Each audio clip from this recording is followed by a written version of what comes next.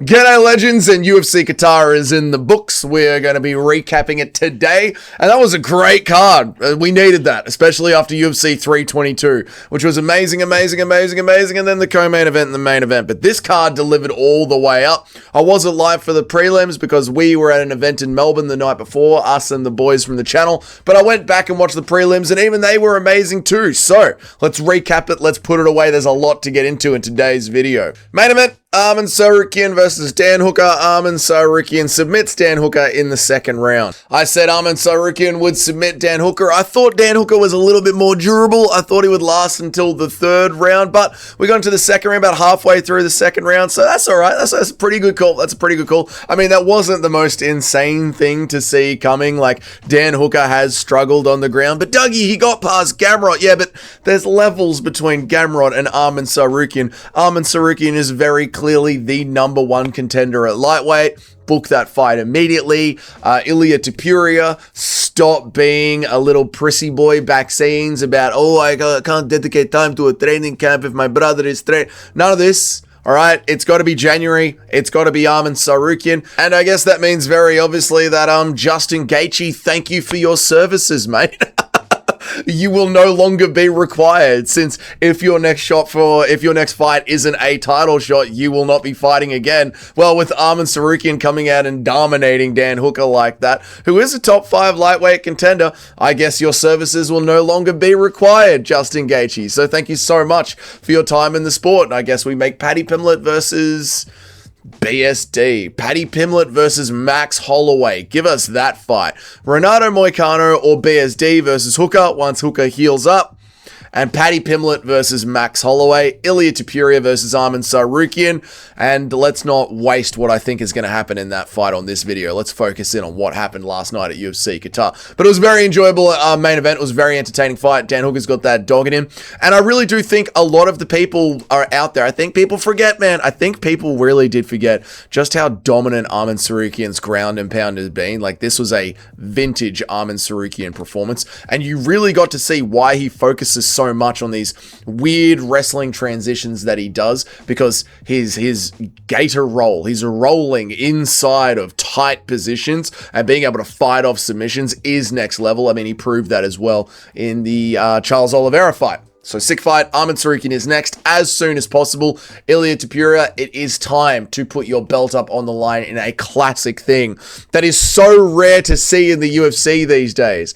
A worthy champion versus a legitimate number one contender, not just some WWE marketing bullshit. You love to see it. Such a rare thing to see. Let's kick off the year at Paramount with actual number one contender versus an actual champion. Next one up, Ian Machado Gary defeats Belal Muhammad via crafty decision. I said Ian Machado Gary would defeat Belal Muhammad via crafty decision.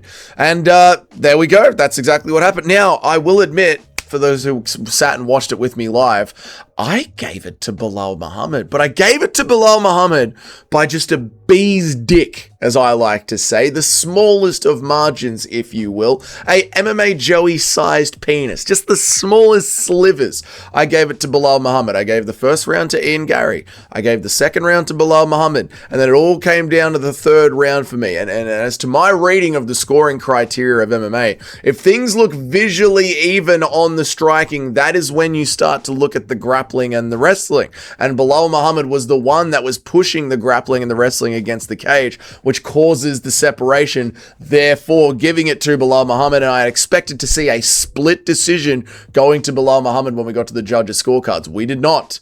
We saw two 30-27s. And I guess when you are having a fight where every round seems close, it's not insane to imagine that when you get to the judges' scorecards, a few of the judges saw it as 30-27 because we're individually judging very close rounds, and sometimes that's just the way that the dice can fall. So it is what it is. What I loved particularly about this fight, Ian Gary on that oblique kick.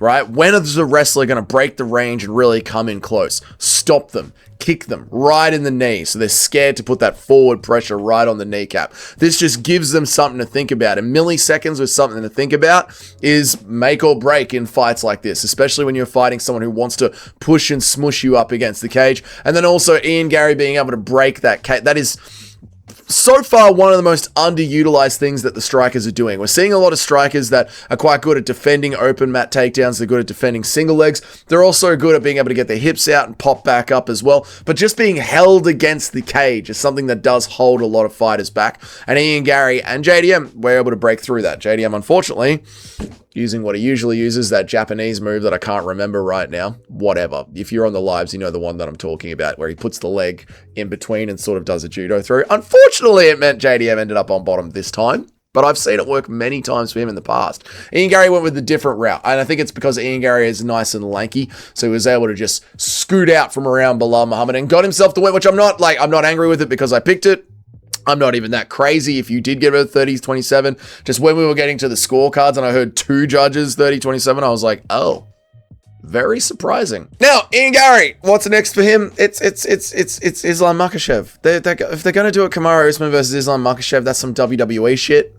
I think it's an interesting fight because I think Kamaru Usman has got some very interesting wrestling. But apart from that, it's Ian Gary versus Islam Makhachev. And then, well, what about Morales? What about the rest of the division? We are going to do a video this week breaking down welterweight perfectly. I have already got it figured out in my head. I know exactly the way to matchmake welterweight. We're going to do a video on it this week, and then you can argue with me and tell me that I'm wrong later on in the live streams. Moving on to Özdemir versus Alonzo Manyfield. I called for Özdemir to win. I thought that he would get it done over a decision. I thought Manyfield was a little bit tougher in the chin these days, but I guess I was wrong. I forgot about the Carlos Ulberg sleeping. Even though I did say in my fight breakdown video, I would never trust a fighter that runs face first into Carlos Ulberg's chin, Carlos Ulberg's fists, and gets slapped. How can you pick a fighter that's dumb enough to lose to William Knight? I just thought he'd have a little bit more. I just didn't expect the first round knockout. It was sick from Özdemir. Özdemir fought him like he fucking owed him money, mate. Özdemir is... No, don't say that. Özdemir's on his Drew Dober mission, brother. Özdemir beat the fuck out of him. It was awesome. This whole fucking card was awesome, man. I mean, that's it. What other breakdown do you need? Alonzo Manyfield, low fight IQ. Özdemir got that anger in him, son. Moving on down, Jack Manson versus... I thought the caveman, I backed the caveman to win. I said Orablay, round one, knockout. Why did I say Orablay on round one, knockout? What did we get? We got Orablay, round one, knockout. Because Orablay, he's moving up from lightweight to welterweight, which means there is no depletion, there is no dieting. He can hit it hard in the gym. He's full cardio. He's full strength. Jack Manson is damn near 40 years old. I think he is 40 years old. Maybe he's 41, something like that. Who cares? I'll check it right here. Let's have a look. 37. There you go. Something around that. You know, 30. So once you're 37, you're 40.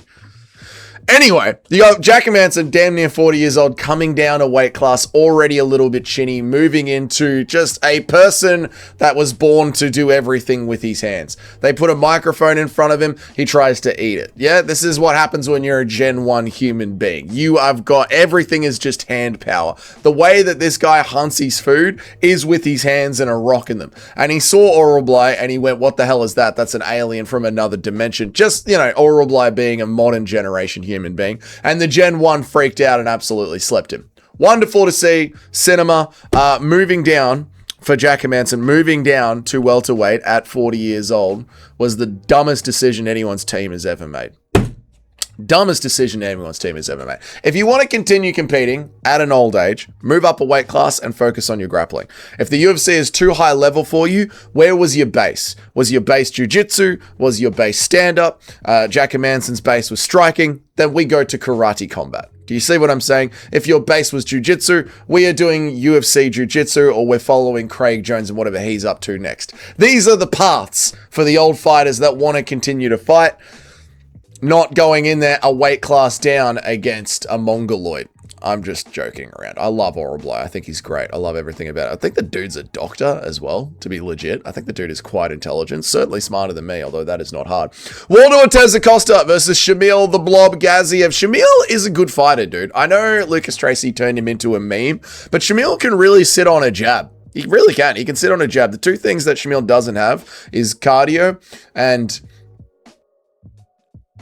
dieting. cardio and the will to diet. But Shamil can sit on a jab, and heavyweight, that's what you need to do. There is also a whole other conversation that is going on here that we might break down even further in a different video. But Waldo Ortiz Acosta fought 5 times this year.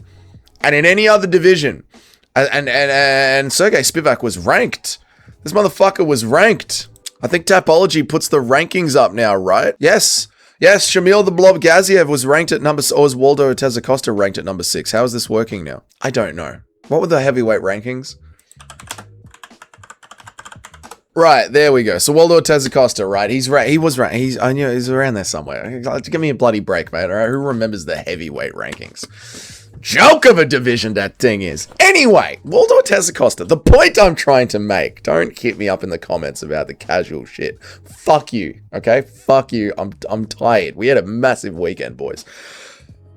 Waldo Ortiz Acosta, he's ranked now. He's in the 5 is what I'm trying to say. And he's fought 5 times this year. Now, in any other division, that would actually be enough to argue for a title shot already. Now, we're in a dead division of heavyweight, but are we? Are we in a dead division of heavyweight? Because obviously we need the Tom Aspinall Cyril Gane rematch. We clearly need that to happen. And then on top of that as well, you have got Alexander Volkov, who is right there ready to go. And now underneath him, you've got Waldo Ortiz Acosta, who wants to stay active, is a top 5 fighter, who is getting sick knockouts. Tom Aspinall. A year ago, you were begging to be the heavyweight champion of the world. Begging. And this hurts me to say as a big Tom Aspinall fan. But now you are the heavyweight champion of the world. And you were begging that you wanted activity. And now you've got 3 contenders that need your attention. Tom Aspinall 2026 is a big fucking year for you, mate. And I've been talking a lot of shit about how good you are. And I am starting to feel the heat of embarrassment. On the internet, which I hate. I hate it. I like being right and bragging about it. Not my chat swarming me with how dumb I am. Okay, this is the life that I live. Glory or embarrassment. And Tom Aspinall, 2026 is the year for you to fucking step up, brother, all right? All the talking and speculation's done. Heavyweight's alive. I'm going to go even deeper into that later this week after we fix welterweight. We've got a lot of work to do this week. I love a good fight night card that fucking delivers and creates these storylines. Moving on next to... Oh, that's a risky. See, she's a risky one to say, isn't it, mate? Let's go with Ulanbekov. We'll leave the first name for the brothers. Versus Hiroshima Nagasaki Yamaguchi. See, no one will care if you say that. That's just a bit of fun, playful racism. The Japanese can take a joke. What happened? Oh, great fight. Great fight from Horiguchi. Fucking sick fight. Out-wrestled Tagir. The modern fighter, man. How good is the modern fighter? I tell you, to do it in the modern day, dude. Ulanbekov thought he was in Peaches and Creamville fighting a fighter from 10 years ago on Mighty Mouse's resume. Dude, who did Mighty Mouse even fight? Dude, the modern fighter, the skill levels in the game has just progressed so much. You have got here, ladies and gentlemen, may I present to you someone from the most dominant team in MMA right now. Someone who trains at Eagle Gym. The GOAT of the sport of the modern era. The GOAT of the sport was in his corner. Tagir. Put a lot of T on that one. Tagir Ulanbekov. Against someone from Japan. You might even say, where did you go? Tagir. Against Hiroshima Nagasaki Yamamoto. Japanese, the origins of MMA itself, if you will, back in the day, fought in the UFC 1,000 years ago, and he's still getting wins done to this very day. He is still getting the wins done. What the hell? Why don't you take me to where I click website? But this argument of the modern day fighter versus the old school fighter and how the old school fighters, they just didn't know nothing. And the second someone gets a win in the modern era, they have to be in the top 9 of the GOAT conversation. Are modern day fighters better than the fighters 10 years ago? Obviously, yes. Are they so far ahead of the fighters 10 years ago that you have got to take everything from the Reebok era and just put it into the bin and it's not even part of the conversation anymore? Shut the fuck up. You started watching during the pandemic. You don't know what you're fucking talking about. It's annoying to listen to, Lucas. Shut the fuck up. every time we prove this theory wrong. The modern fighter does not equate for telling every old person to shut up when we're having a GOAT debate. Hiroshima just nuked that argument. Pardon the pun. Thank you for your services, sir. Welcome back to the UFC. Bogdangrad versus Luke Riley, lad. Round 1, Bogdangrad's going for the win. Oh, I got Tigir Ulanbekov versus Hiroshima Nagasaki wrong. Sometimes the experience is the experience. I'm an idiot. Anyway, moving on. Bogdangrad versus Luke Riley, lad. I think I got this one wrong too. I thought Bogdangrad would be able to smush Luke Riley, and he did smush Luke Riley. But then Luke Riley just fucking slept him, mate. It was sick to see. I really enjoyed that performance. Let's move on. Nicholas Dalby versus Hakhmayev. Let's go with that. Nicholas Dalby versus Hakhmayev. Man, Nicholas Dalby worked him, dude. Oh, I do this all the time. I see up-and-coming prospects in other divisions, and you go, you know what? Here's an old vet in the UFC. He's had a bit of a rough go of it in the UFC. This young up-and-comer, Akhmaev, let's just go with that, fought over at one championship, had some good wins, displayed some really good grappling and power as well. You know, that Russian Team Eagle sort of Taekwondo Muay Thai style straight down the center. Awesome to see. Then you go into the UFC and you're faced with a crafty vet. And the crafty vet is just breathing exercises his way through the fight. Like Raoni Barcelos, like just a blue-collar fighter, like a Michael Johnson. Just does what he needs to do, just knows the basics, knows how to do things properly. There's no other way to really describe it. This is why they're crafty vets. They put on their fight kit like I'm about to put on my plastering gear and just go to work and just get the fucking work done. And as someone who is a massive Dalby fan, I'm happy that I got this fight wrong. Let me tell you boys, I'm happy that I got this fight wrong. Perez versus Almabayev. Not a bad fight, dude. Perez still showed out, man. Perez has still got a place in the UFC. He showed out. Almabayev got it done in the final round. Guillotine. Read the screen, Doug. That's why the screen's here.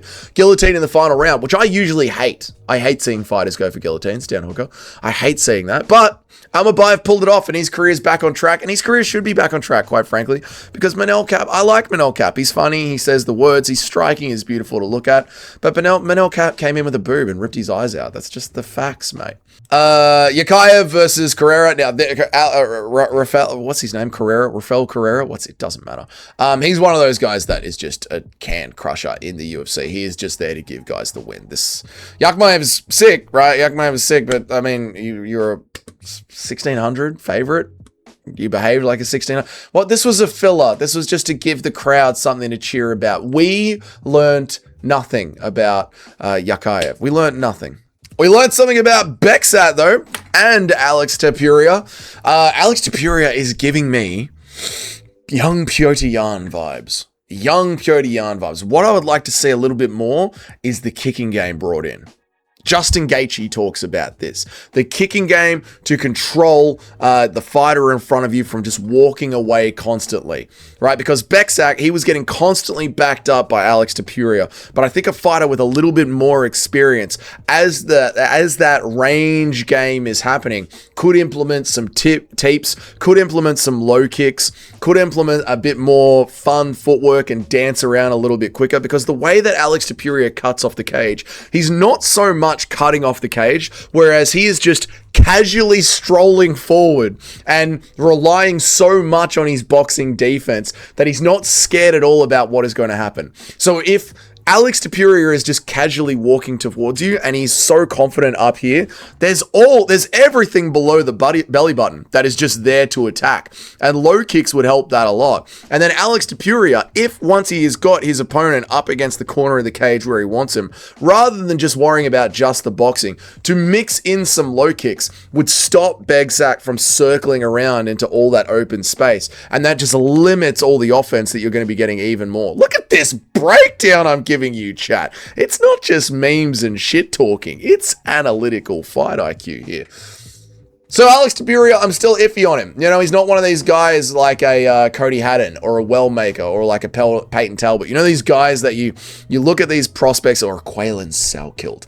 These prospects that you look coming up through the rankings and you're just like, yeah, we're going to smash. Doesn't matter who's in front of us. We are getting this W. It's not like that at all. I'm still like pretty iffy about it. You've got to really look at who they're matchmaking with to decide whether or not he's going to be getting the win here. Like, there's things that need to be tweaked. I gotta get out of here. This card was so good. What really stood out for the rest of the card? These guys were a fucking disappointment. A big fat fucking disappointment. Cut them both. Freeman has got more activity in the corner talking to his coach than he did in the cage. Fucking embarrassing. Good fight. Yeah, that's it. That'll do. That's enough. We talked about the big moments of the card. We really broke it down. UFC Qatar, I'd give it a solid 8 out of 10. Really solid 8 out of 10, maybe even an 8.5. Like, what? This was boring, and then the rest of the fights were sick. Finish in the main event, good submission in the main event with a good ground and pound from Arman Tsarukyan. Important fight of matter in the co-main event. That was not a boring smudge fest. There was a lot to watch and enjoy in this fight. Sick knockouts all the way up and down the card. What else do you want from a fight night card? What else do you want? You've got new prospects showing out. You've got fights that actually have significance in divisions. And you've got a main event where everyone makes weight and you get a finish with some savage ground and pound and striking. I mean, if it was a pay-per-view, it'd be a 10 out of 10. It really will. I'm going to give it a 9 out of 10. I don't know what else. No women's MMA. 9.5 out of 10. You got one boring fight. You had a good main event. You got fights of value. I mean, if you're an MMA fan, if you're a fan of UFC, and this isn't it's a fight night. Let's not rank it as a, you know what? Let's give it a 10 out of 10. For a fight night, it's a 10 out of 10. It is a 10 out of 10. What else could you want? Really? I don't know what else you'd be like. There's no women's MMA. There's one boring fight. There's fights of significance. There's knockouts everywhere. The pacing was good. There's what else could you, what is the complaint that you would levy at this card? I don't know. Let me know about it down there in the comments. That is it. I hope you've enjoyed yourselves. Thank you all so much for being here and watching these videos with me and being part of the community. I appreciate all of you, and therefore all your names that I appreciate so very much. They're up on the end slide. Leave a like if you like the video. Let me know down in the comment section all the things that I got wrong in this video. I'm sure there are many. Tonight on the live stream, we will not be doing the top 10 picks. We are going to do it this week, but Tapology didn't update until I had already gone to bed, and I'm just out of time. I've got a full day at work today. Then it's going to be straight onto the live stream. If I fuck around doing the top 10 picks, there won't be a live stream tonight. So it's either no live stream. It's either a live stream and top 10 picks tomorrow, or no live stream tonight and still no top 10 picks, because I'm not going to just post them. The whole point of them is doing them together on the live. So that was the deal we made when we did the top 10. I'll do it when I fucking get around to it, which will be tonight after the fucking stream, okay? I've got a fucking job to go and do. I'm already running late to work. I'm not going to come home and then sit around for an hour and a half and count up who's the fucking best picker on the chat rather than just go live. And if you bitch about it, I just won't do them anymore because I fucking hate doing them. They're a waste of time. Even look at me. I'm in the top 10. I was killing it. I was at number 1 all week. I still hate it. I hate doing them. So if there's any fucking complaining from anyone, I'm just not doing them anymore, okay? So they'll come out when they come out. I'll see you guys later. Have a good time wherever you are. Appreciate all of you. Goodbye.